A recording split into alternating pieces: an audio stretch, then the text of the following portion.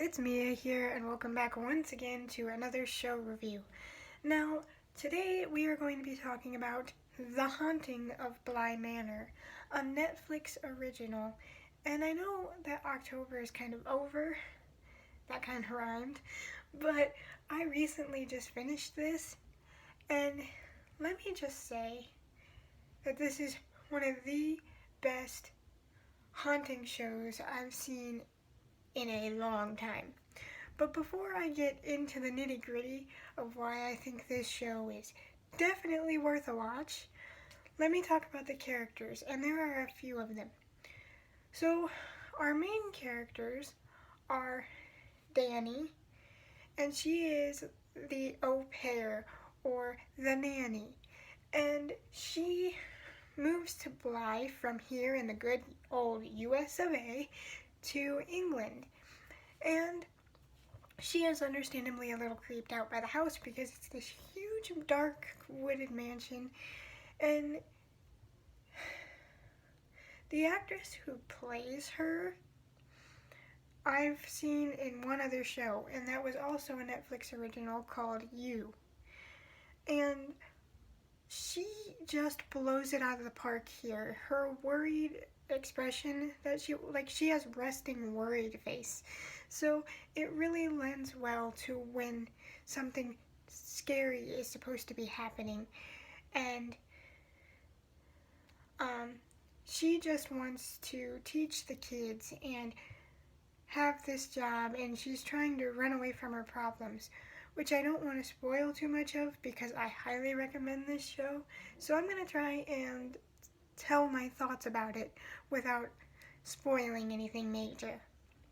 So, the good-hearted nanny / teacher is looking over a little girl named Flora. She's the youngest child at 7 when the time of the show begins.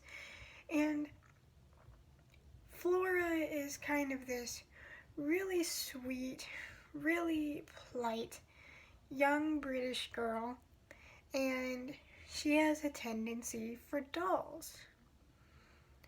And she makes her own dolls. And the story starts to uncover why she makes these dolls, but she makes a doll for everyone that she meets in the manor. And so she starts to accumulate these dolls in her dollhouse. And there are some times where you're thinking, well, this girl's kind of creepy because she's staring off at nothing for no reason. And she's a sweet girl with a kind heart and a hobby of making creepy dolls. And then you have her older brother, Miles, and he is 10 years old. And for the actor who played him seemingly not being in any roles besides this show, I looked it up, I couldn't find any credit for him except this show. This boy certainly deserves so many more roles because he was the main source of my creepy chills throughout the whole freaking show. This boy has he switches from this innocent, polite, well-mannered kid to all of a sudden this creepy, I don't even know how to explain it. This creepy, older, wiser, more preying, predatory character. And it's insane the range of talent the boy playing Miles has. Because I've seen a lot of kid actors in a lot of different kinds of movies, and they never unsettled me to my core before. This boy has such a great range of acting. And then you have the side characters, like the cook, Owen, who also was in iZombie playing the friendly doctor. Then you have Hannah, the maid? I don't exactly know what Hannah is. Because sometimes she acts as like another nanny to the kids, and then she acts like a maid, and then she's just chilling around the house doing not much.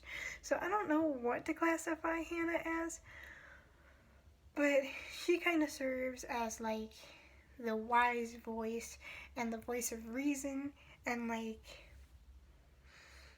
someone to cool the tension down. And then you have the gardener, who I'm currently blanking on her name, and she's like the cool, don't mess with me, oh, nothing scares me, nothing bothers me kind of person. And yeah, she knows how to handle the kids, and she doesn't let anyone push her around. And then you have Peter, and he is like this creepy stalker who you want to hate, but he's so polite that you're like, is he actually a bad guy, or is it just playing him up to seem like a bad guy? He's got one of those things going on. And then you have Mrs. Jessel, or Rebecca, but she's mostly referred to as Mrs. Jessel. And she, at the beginning of the show, supposedly committed suicide, which, please don't do that. You know how I feel about that. It's not a good way to go. You don't get the chance to see your life get better. You don't get the chance to change your life for the better. Do not do that. But she was the nanny right before Danny. That rhymed. That's the second rhyme in this video. Anyway, she was the nanny before Danny, and she died not long before Danny came to the manor. So those are our characters, and this cast of characters is just amazingly cast. The chemistry between them is absolutely 100% believable. I think that every single one of the characters and the actors nail their roles to a T. Like, they are amazing. And then there's a big focus on the lake on the property. This lake shows up multiple times throughout the story, and you're like, okay, there is something about this lake that has a major part to do with the plot, but what happened? Why is this lake being shoved in our face so much?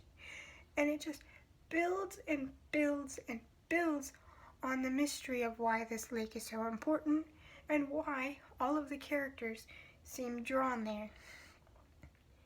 And this show, the atmosphere of it is greatly tense. And there are so many times where you think, oh, there's going to be a stupid jump scare here. But they don't do it. They let the tension sit until you're like on the edge of your seat, holding your breath, and there's no jump scare. And then you're like, are we okay? Are we good? What's going on? Is it coming? I'm terrified. And it's just, this show knows 100% how to keep the tension going, how and when to stop the tension, and it does not rely on jump scares to creep you the hell out. It does that perfectly with camera angles, slow building music, silence. It's just one of the better shows. And every time, like I said, that you think there is going to be a jump scare, you don't get jump scared. So you're like, wait, did I miss something? Is something else happening? Like, you actually gotta look and watch the show.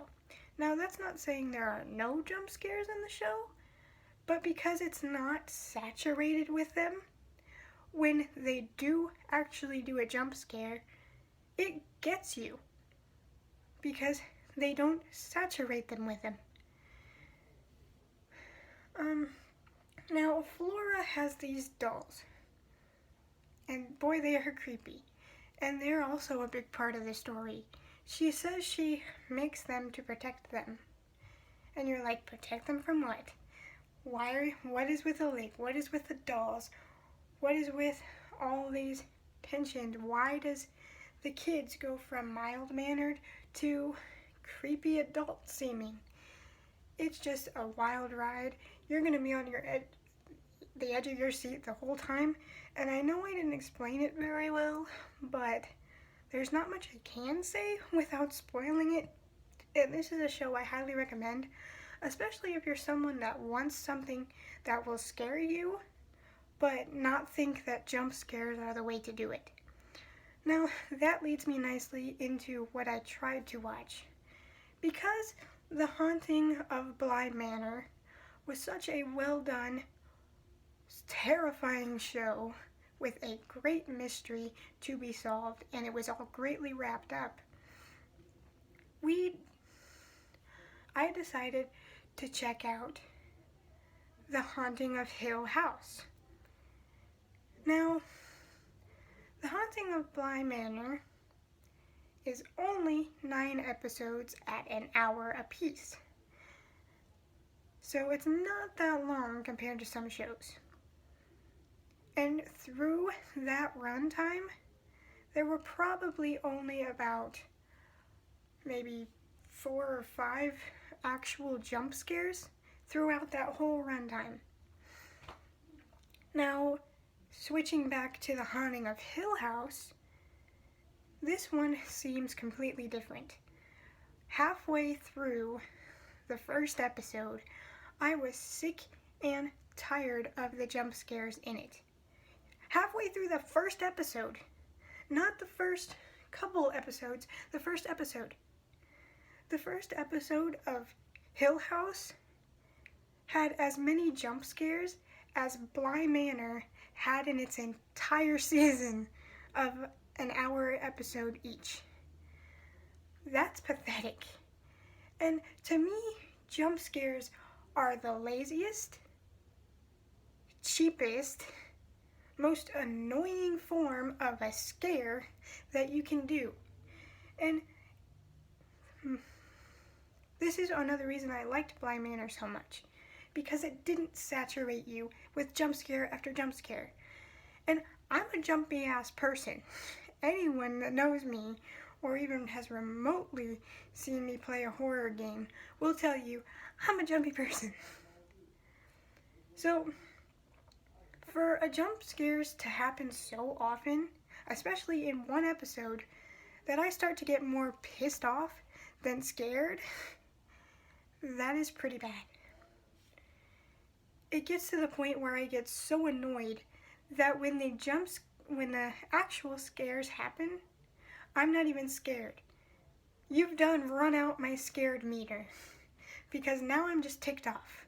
Because I'm tired of the constant loud noise jump scares for no reason. Literally no reason. Just because you think it's scary. Horror should not be defined by how many times it made you jump. Because it's easy to make people jump. Especially if they're a jumpy person. Horror should unsettle you. It should make your skin crawl. It should give you freaked out cold chills down your spine. Not leaving you so ticked off that you're not even susceptible to the actual scares in the movie. That isn't horror. Bly Manor, I highly recommend it. It's only 9 episodes at an hour each, so it'll only take you maybe 3 or so days to binge watch it, unless you really want to binge watch it. But this is a greatly executed show, and it's really done well. I highly recommend it. So, hope to see you next time. What are some of your watches? Alright, I'll stop talking now. Bye, guys.